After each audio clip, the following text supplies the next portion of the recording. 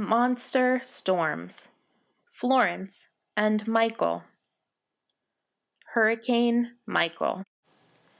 Hurricane Michael formed in the Gulf of Mexico in early October. It quickly grew to a Category 4 storm. It had winds of 155 miles per hour. People in the panhandle of Florida had only 2 days' warning. Many people did not evacuate before the storm hit. Hurricane Michael made landfall at Mexico Beach, Florida on October 10. Hurricane winds smashed hundreds of homes. Winds blew off roofs. They blew down huge trees. Trees fell on homes and on power lines. There was no electric power for 500,000 homes. Trees blocked many roads. Winds blew a train off its tracks. A storm surge 12 feet high flooded Mexico Beach.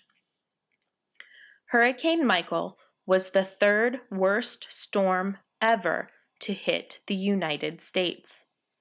It looked like an atomic bomb had hit, said one person. President Trump declared Florida a major disaster area. It will take many months to clean up and rebuild. Many people's lives have been changed forever. After Florida and Alabama, Hurricane Michael quickly went through Georgia, South Carolina, North Carolina, and Virginia, bringing tornadoes, heavy floods, and lost electric power.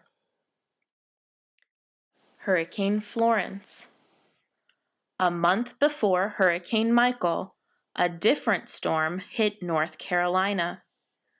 Hurricane Florence had formed over the Atlantic Ocean in early September. The storm was massive. It was 400 miles across. Florence had winds of 105 miles per hour when it made landfall at Wrightsville Beach, North Carolina, on September 14. It brought a storm surge of 10 feet of rushing ocean water. The storm surge broke apart houses and flowed inland for 50 miles. The massive storm rained non-stop for 4 days over North Carolina and South Carolina. More rain fell than had ever fallen before in such a short time. Elizabethtown, North Carolina, got 36 inches of rain. Other areas got almost as much. More than 30 rivers overflowed their banks. The Cape Fear River rose to 69 feet on September 19. That was 27 feet higher than the banks of the river. Flood waters covered roads and cars. Electric power was out for 2 million homes. Some cities had no way to get help. 51 people lost their lives.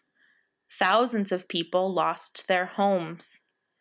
Millions of farm animals died in the floods. Farmers' crops were all underwater.